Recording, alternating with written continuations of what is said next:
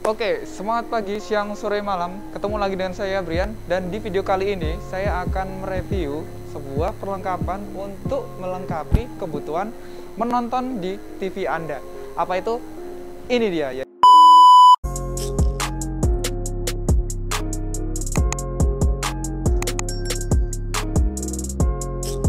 yaitu Samsung Soundbar B550. Sebelum saya lanjut ke reviewnya, untuk Samsung Soundbar B550 ini sangat bersahabat di kantong kita. Bisa dibilang dia adalah soundbar seri ekonomisnya Samsung, namun kualitasnya tidak bisa dibilang ekonomis. Untuk soundbar ini sendiri terdiri dari dua part ya. Jadi yang pertama dia ada tweeternya, yang kedua dia ada woofer untuk keluaran bassnya, atau biasanya bahasa gampangnya yang menghasilkan suara jedak dikduk kayak gitu. Untuk sebelum kita lanjut ke unitnya, untuk yang kita dapat ketika kita membeli soundbar B550 dari Samsung ini adalah yang pertama yang pasti unitnya. Kemudian kita juga dapat remote untuk soundbarnya. Nah, remote-nya ini modelnya mirip seperti remote TV-nya Samsung ya, cuman untuk inputnya dia yang berbeda. Kemudian kita juga dapat kabel HDMI, include kabel HDMI. Jadi kalau misalnya ingin nyambungin ke TV yang mungkin tidak punya Bluetooth, namun untuk HDMI-nya sudah support HDMI IARC itu, dia bisa langsung pakai HDMI ini agar keluaran suara bisa tersambung ke soundbar seperti itu. Selain itu dia juga dapat bracket, jadi selain bisa ditempatkan di meja, untuk soundbar ini sendiri bisa digantung di tembok. Jadi misalnya nih TV-nya digantung di tembok, kemudian soundbarnya bisa digantung diletakkan di bawah TV-nya. Jadi ini akan memberikan kesan minimalis seperti itu. Oke, kita lanjut ke unit soundbarnya. Yang pertama dari build quality. Kalau dari build quality, saya suka sama soundbar ini. Kenapa? Karena build quality-nya meskipun dia harganya ekonomis, itu build quality-nya premium banget. Nah, pemilihan bahannya, kemudian kesolidannya dari mungkin kisi-kisinya atau rapat atau endaknya partnya ini bagus banget memang. Kalau build quality Samsung memang nggak perlu diragukan ya. Namun yang saya sayangkan adalah mungkin dibuat build quality dari woofernya. Kenapa? Kalau woofernya, kalau tweeternya kan dia udah betul nih, dia pakai logam untuk penutupannya. Cuman kalau di woofernya ternyata dia masih pakai kain halus seperti ini. Nah, untuk kain halus seperti ini tuh kita harus hati-hati dalam penempatannya dan jangan dekat-dekat dengan benda yang tajam, karena ini bisa saja sobek kalau misalnya kena benda tajam gitu sih. Cuman untuk nilai positifnya adalah keluaran suara yang dihasilkan lebih halus daripada yang metal seperti ini, karena ini berfungsi sebagai filter noise juga seperti itu. Oke, untuk port-portnya sendiri atau input dari soundbar ini, yang pertama pastinya dan yang paling modern adalah dia bisa input dari Bluetooth, bisa dari handphone kita kalau ingin kita nyalain musik, ataupun dari smart TV. Bagaimana kalau TV-nya belum smart?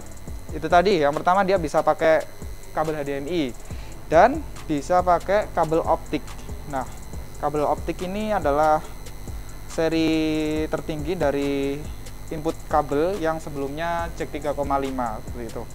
Cuman memang sekarang yang baru-baru part dari Samsung itu sudah jarang banget yang pakai jack 3,5. Rata-rata sudah pakai kabel optik digital audio in seperti ini. Jadi di sini tertera portnya HDMI itu ada dua, HDMI to TV yang ARC sama HDMI yang biasa. Kalau untuk keluaran bolak-balik antara TV ke soundbar ataupun soundbar ke TV itu pakainya yang HDMI ARC.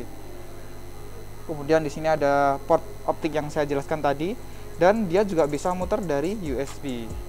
Jadi bisa muter musik langsung dari USB kalau misalnya kita nggak ingin muter dari perangkat Bluetooth seperti itu.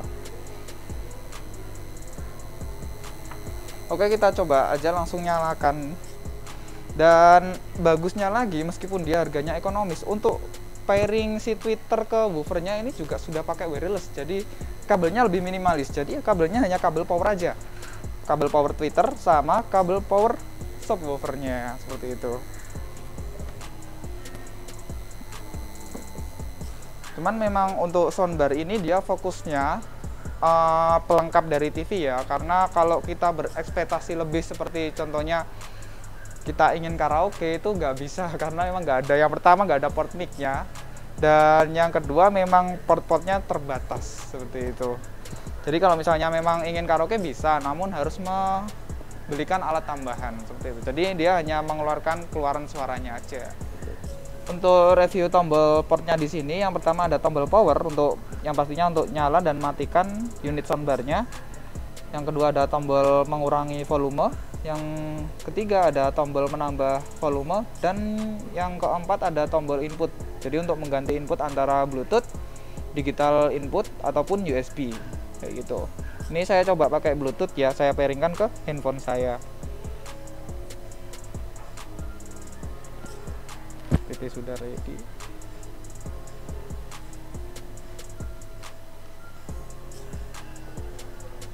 Oke, tersambung.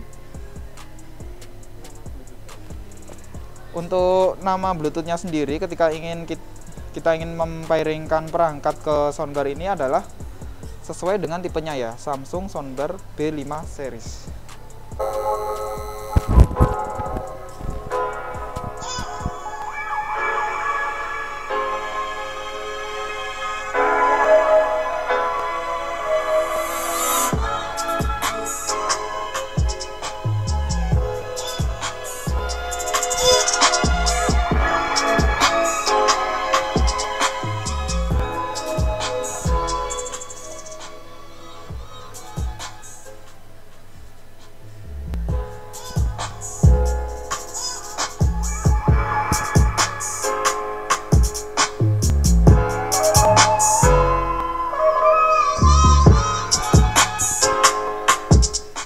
Dia itu seri low soundbar dari Samsung, namun tidak bisa diremehkan untuk kualitas suaranya ya. Ternyata untuk buffernya itu cukup ngangkat loh.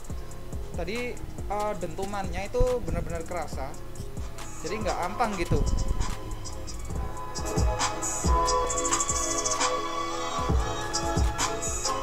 Namun untuk di musik ini detail tweeternya menurut saya belum terlalu kedengeran atau detail dari treble.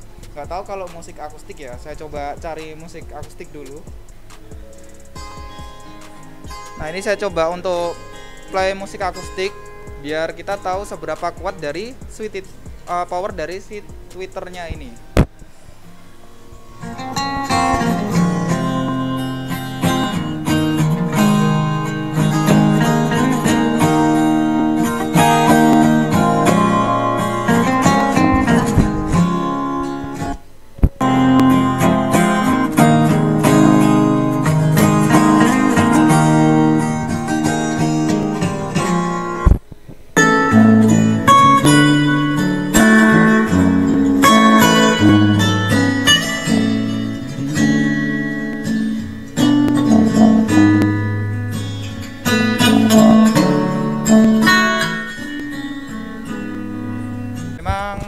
Nggak bisa dipungkiri ini speaker bagus sih. Terus terang ini soundbar keren dengan harga yang ditawarkan dan suara yang dihasilkan. Cuman memang kalau fokus kita bener-bener yang pencinta musik, menurut saya memang lebih baik kalau ada budget upgrade ke langsung speaker Bluetooth yang besar. Karena memang sejatinya soundbar itu adalah fokusnya ketika kita buat nonton film, agar suara film itu fokusnya seperti contoh di dalam bioskop, nah seperti itu. Jadi antara surround kemudian antara dentuman-dentuman yang ada di film itu lebih kerasa gitu. Itu sih fokusnya soundbar utama. Kalau kalian dulu pada tahun 2013 2014 itu ada unit yang namanya home theater. Nah, soundbar itu adalah versi modern dari home theater, karena dulu home theater kan banyak banget unitnya, jadi terlalu makan tempat, akhirnya digantikanlah dengan soundbar yang lebih minimalis. Tidak memungkinkan juga jika dipakai musik, masih cukup bagus sih. Oke. Ya, kan tadi saya jelasin dari awal harganya ekonomis lah, bersahabat. Sebenarnya berapa sih harga? Untuk harganya sendiri ini di range harga 1,7 sampai 1,9 aja. Tergantung promo yang berlaku di masing-masing store kayak gitu. Itu Terus kalau dipakai musik, apakah bisa sih kita ngatur level woofer atau equalizer? Sebenarnya bisa-bisa aja ya. Namun untuk mengatur itu kita harus menggunakan remote, gak bisa menggunakan tombol manual yang ada di sini karena memang di sini sangat terbatas. Kita review remote-nya ya. Nah, yang pertama di sini ada yang pastinya untuk nyala, matikan soundbar-nya. Sebentar.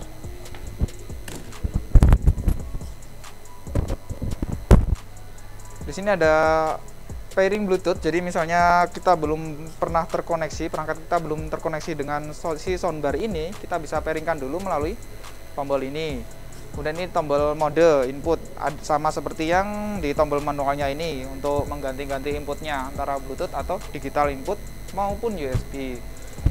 Kemudian di sini ada tombol play dan pause, ada tombol navigasi 4 arah juga, ada tombol mute kalau misalnya kita ingin mematikan suara soundbar secara instan. Kemudian nah sound mode ini untuk mengatur mode dari suara yang dikeluarkan. Ntar saya nyalakan dulu lagi. Di sini ada yang pertama ada DTS Virtual X. Biasanya ini fokus buat nonton film enak banget, serius.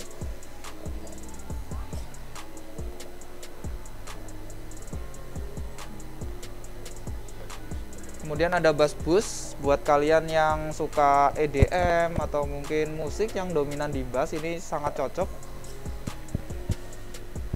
Ada juga standar, yaitu equalizer normal ataupun seimbang.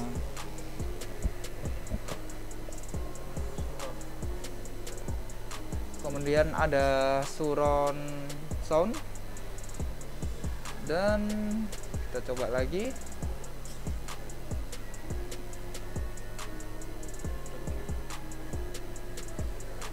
Ada game juga buat game konsol, ketika kita main game konsol bisa diatur ke game. Kemudian ada adaptif. Dah, itu lumayan banyak ya untuk mode-mode keluaran suaranya. Oke, untuk tombol selanjutnya di sini ada yang pasti volume. Nah, untuk mengatur volume naik atau turunnya ini tinggal digeser seperti ini ya, sama seperti pada remote TV-nya. Nah, ini volume up, kemudian volume down juga kebalikannya, digeser ke bawah.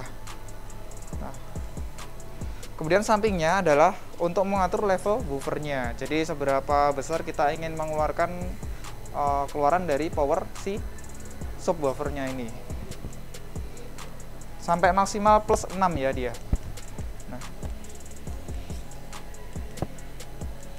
Dikurangi sampai dia maksimal, ternyata ini tadi sudah maksimal ya di plus 6. Kemudian ada tombol pengaturan, ada tombol tune control, dan ada tombol channel level. Untuk mengatur keluaran treble beserta bassnya juga, jadi bisa diatur lewat sini juga ya, tune control. Nah kayak gini, misalnya kita pilih treble, tinggal pilih up and down di tombol navigasinya. Nah contohnya ini treble-nya plus 4, bisa diganti plus 5 sampai maksimal plus 6 juga. Kita coba ke level 4 aja. Kemudian untuk bassnya kita maksimalin gitu. Oke, itu review dari remote-nya. Oke, tibalah kita sampai pada kesimpulannya. Jadi menurut kita soundbar ini tuh dilihat dari value harga, dari apa yang didapat, sangat worth it sekali. Karena biasanya saya yang pernah coba nih, banyak di luaran dijual soundbar dengan harga murah, namun kualitas suaranya menurut saya sangat kurang, bahkan tidak worth it sama sekali kayak gitu. Namun di soundbar Samsung ini tipe B550 itu berbeda yang saya dapatkan. Dari segi suara buat musik oke, buat film juga oke, terlebih lagi kita juga dapat remote yang kualitasnya bagus, dan untuk level-level subwoofer, bass, treble bisa diatur-atur. Memang di lain sisi memang ada kekurangan sedikit, yaitu di boot quality dari subwoofernya. Mengapa dia penutupnya masih pakai kain halus? Nah, kita harus hati-hati dalam penempatannya, jauhkan dari jangkauan benda-benda tajam. Namun nilai plusnya, keluaran woofer yang dikeluarkan dari subwoofer ini tuh terbilang sangat halus, karena dia berfungsi dengan dari filter noise itu tadi, kainnya ini. Oke, itu saja dari saya. Jika kalian berminat dengan subwoofer ini, silahkan kontak admin di nomor bawah ini. Dan saya Brian pamit undur diri. Sampai jumpa di video berikutnya. Salam.